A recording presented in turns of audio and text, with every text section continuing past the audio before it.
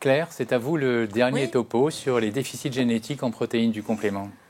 Alors, on a donc vu cette cascade plusieurs fois.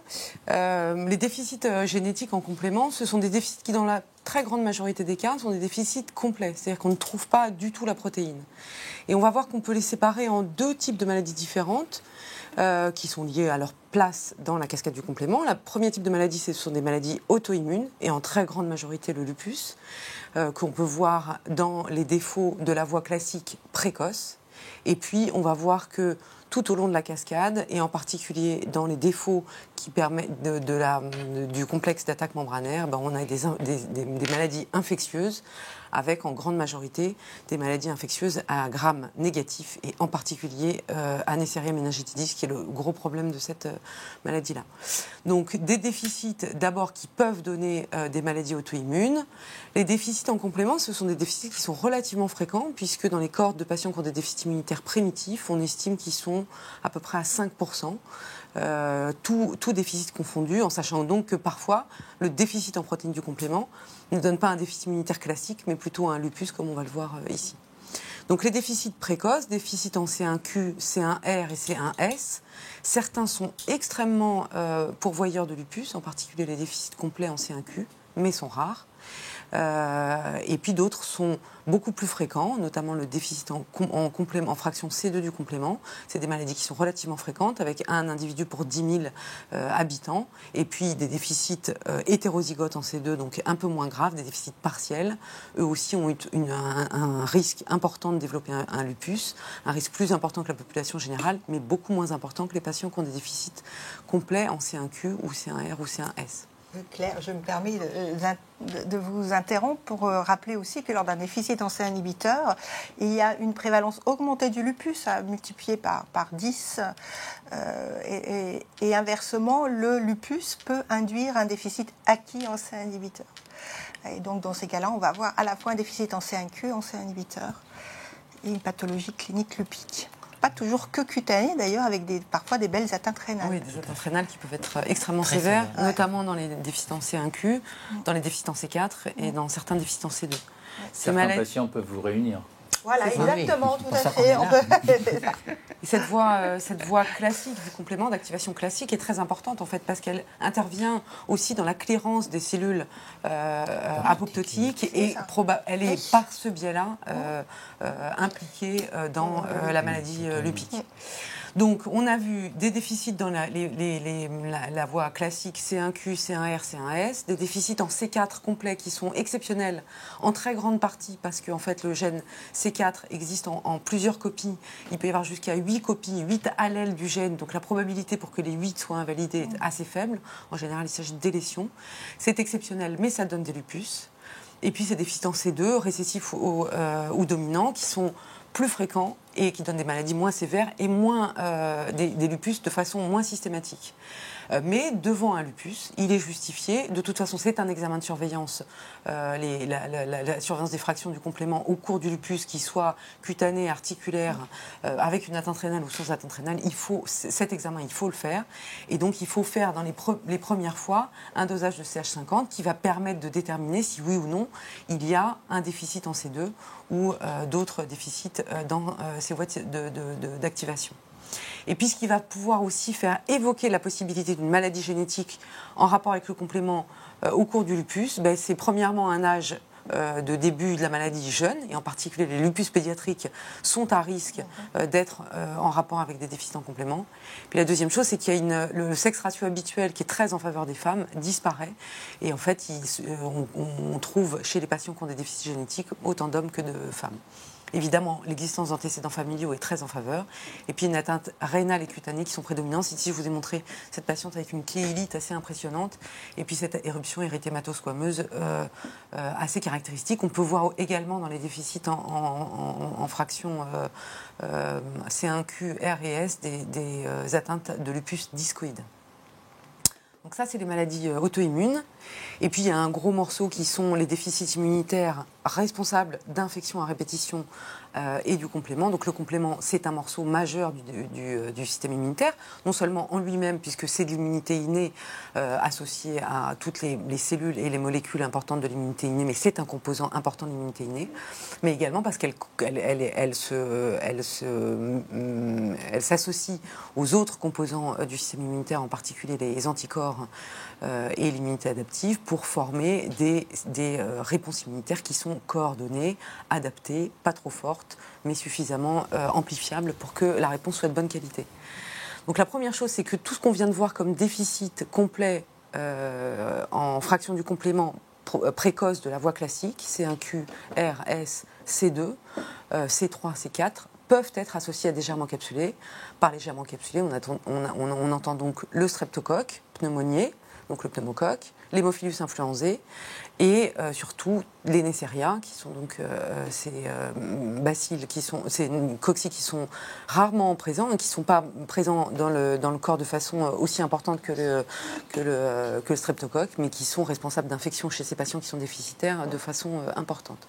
Donc tous les déficits complets en fraction du complément peuvent être associés à ces infections à germes encapsulés. Et on va voir qu'en fonction de l'endroit où se trouve la protéine déficitaire, certaines voies de signalisation déficitaire induisent plutôt un déficit spécifique dans une réponse immunitaire, et puis d'autres qui sont un peu plus larges. Donc les déficits complets en protéines précoces C1, QRS, C2 et C4 donnent des infections à pneumocoque et à méningocoque. Et les déficits de la voie terminale, commune, le complexe d'attaque membranaire, eux, sont plutôt responsables pratiquement exclusivement d'infections à Neisseria. Alors, le défaut du complexe d'attaque membranaire, donc c'est le complexe d'attaque membranaire, c'est cette espèce de petit tuyau qui est mis soit dans le microbe, soit dans la cellule, mais qui va permettre de faire mourir le microbe ou de faire mourir la cellule. Les patients qui ont un déficit dans le complexe d'attaque membranaire ont 1000 à 10 000 fois plus de risques d'avoir une infection à Neisseria que ceux qui ne sont pas déficitaires. Et à côté de ça, seuls 40% des patients qui sont déficitaires dans cette cascade terminale du complément vont développer une infection à Neisseria. Pourquoi ? Parce que le Neisseria, méningitis ou gonorrhée, en fait, doit être présent dans l'organisme pour être responsable d'une infection. Certains sont assez particuliers, en particulier des particularités géographiques. Le déficit en C6, il est plutôt vu chez les Afro-Américains et chez les Africains. Le déficit en C7, qui est rencontré à une fréquence d'à peu près un individu sur 10 000 en France, concerne essentiellement un isolat de patients juifs marocains. Les déficits en C8 et C9, notamment le déficit en C9, est vu essentiellement au Japon, de façon assez fréquente, un individu pour 1000, mais un peu moins fréquemment responsable d'infections à Neisseria. Le diagnostic, il est facile, puisqu'il suffit de faire un dosage de CH50 et de C3 et de C4. Et il est indispensable, évidemment, pour les conséquences que ça va avoir, puisque ce sont des patients qui ont des infections à Neisseria, qui peuvent d'abord être extrêmement graves et qui, deuxièmement, peuvent récidiver. Donc il faut faire le diagnostic de ces patients-là. Il n'est pas question, quand on voit une méningite à méningocoque, de ne pas faire au moins un dosage de complément, C3, C4, CH50 et AP50, donc l'examen biologique qui permet de tester la voie alterne. C'est important parce qu'il va falloir faire du conseil génétique, donc expliquer aux patients, à ses frères et sœurs, éventuellement à ses parents, aux cousins, aux enfants, le risque qu'il y a de cette maladie-là. Il va falloir vacciner ces patients, même si on n'est pas sûr que la vaccination soit aussi efficace que chez les patients qui n'ont pas de déficit en fraction du complément. L'antibioprophylaxie se discute au cas par cas parce que quand on fait un diagnostic à 18 ans, c'est pas toujours simple de dire aux patients que pendant 60, 70, 80 ans, il va falloir qu'ils prennent de l'oracyline matin et soir. Mais chez les patients qui ont une compréhension parfaite de la maladie, on peut aussi dire, pendant la période à risque où on sait qu'il y a du Neisseria en grande quantité, c'est-à-dire au jeune âge adulte, il faut prendre l'antibioprophylaxie. Et puis quand le temps passe, si on est bien vacciné, si on arrive à tester les réponses vaccinales et qu'elles sont de bonne qualité, si le patient a montré qu'à l'occasion d'une fièvre à 38,5, il a pris les antibiotiques qu'il avait à la maison pour éviter le développement de ces infections, on peut un peu lever le pied sur l'antibioprophylaxie. Et évidemment, il y a tout un travail d'éducation thérapeutique du patient à faire, avec un traitement précoce, des épisodes fébriles chez ces patients qui sont diagnostiqués comme ayant une maladie génétique en rapport avec un défaut du complément. Alors, 2 vignettes sur les défauts en properdine, qui sont des maladies rares, mais qui sont pratiquement les seules à donner des maladies fulminantes à Neisseria. C'est-à-dire que ceux qu'on vient d'évoquer donnent plutôt des maladies un peu moins graves, comme si, en fait, le fait de ne pas avoir de complexe d'attaque membranaire donnait des dégâts accessoires, notamment les anomalies de la coagulation, les tableaux de choc septique, l'insuffisance rénale aiguë, etc., qui sont moins importants. Quand on n'a pas de complément efficace, on a l'impression que la maladie est un peu moins grave, sauf dans le cas de déficit en properdine. Donc en réanimation, devant une méningite à méningocoque fulminante très grave, il faut absolument faire en sortie de réanimation ou dès les premières semaines un dépistage pour ces patients-là. Ce sont des garçons car la properdine est codée par le chromosome X et malheureusement c'est des maladies qui peuvent être fatales, donc c'est probablement aussi une des raisons pour lesquelles on les voit de façon un peu moins fréquente. Et puis il y a les défauts en facteur I, ça permet de rejoindre un peu ce qu'a dit Fadi à propos des CHU. Le facteur I, en fait, il permet de stabiliser un peu la C3 convertase et donc ça donne une activité, l'absence de facteur I donne une activité constitutive de la voie alterne, un déficit secondaire en C3 et des tableaux de maladies infectieuses à germes encapsulés très caractéristiques.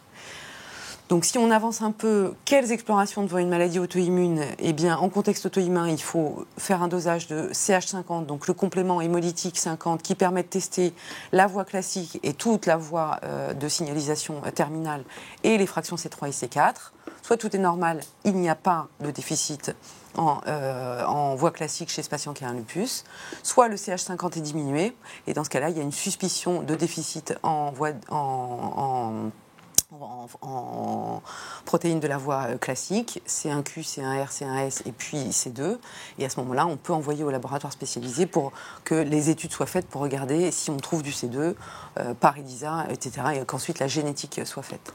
Deuxièmement, devant une infection à germe encapsulé, et n'importe quel germe encapsulé, donc c'est bien les méningocoques, mais c'est également les pneumocoques. Il faut systématiquement y penser pour un patient que vous voyez avec une pneumonie à pneumocoque. Un patient qui a une pneumonie à pneumocoque doit avoir un dosage de C3, C4, CH50, mais aussi un dosage d'AP50 qui teste la voie alterne, qui va permettre de dépister les déficits en properdine, les déficits en facteur I, etc., qui vont permettre d'aller un peu plus loin et surtout de dire aux patients, vous avez une maladie génétique, il y a un risque de récidive.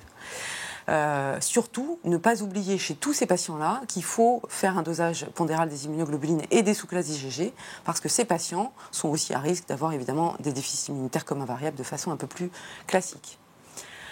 Alors, si on veut replacer un peu tout ce qu'on vous a raconté là dans les 50 minutes qui viennent de s'écouler, la voie classique que vous voyez à gauche avec les anomalies du C1 inhibiteur et les angioœdèmes dont a parlé Laurence Bouillet, la voie alterne qu'on voit à droite dont a parlé Fadi avec le CHU atypique, et enfin les méningites à méningocoques, mais également les infections à germes encapsulés qui sont figurées plutôt en rose en bas avec les déficits en properdine et les anomalies de la voie finale commune, et puis les maladies auto-immunes avec principalement les anomalies de la voie classique que vous voyez là sur la diapositive. Voilà. Merci Claire. Quelques petites minutes avec quelques questions qui nous sont posées. Le complément CH50 est-il suffisant pour évoquer le diagnostic? Claire, vous y avez répondu, mais confirme... Alors, oui, pour le déficit en C2, et un complément normal élimine un diagnostic de déficit en complément de la voie classique et de la voie terminale. Mais quel dosage? CH50 CH50. D'accord. Si le complément est normal, il n'y a pas de déficit ni en C1Q, C2, ni en C3, C4. C'est pas possible. En revanche, il peut y avoir un déficit dans la voie alterne, puisque le CH50 ne teste absolument pas la voie alterne. Donc si on est devant une infection, il est parfaitement justifié de se dire, je pense que ce patient qui a des antécédents familiaux a un risque d'avoir une maladie génétique, je demande à ce que soit testée la voie alterne AP50. Oui, alors vous avez parlé aussi de l'AP50. Oui. Est-ce que c'est un dosage qui... Je crois qu'il est il est au moins fait dans les 2 laboratoires de référence qui sont le laboratoire de Véronique Frémaux-Bacchi à Georges Pompidou, et puis je pense que chez Laurence Bouillet aussi c'est fait. Si la suspicion est forte, il faut envoyer du sérum congelé à ces 2 laboratoires pour faire un dosage d'AP50 et tester cette possibilité chez les patients. Je ne suis pas sûre que ce soit disponible en ville.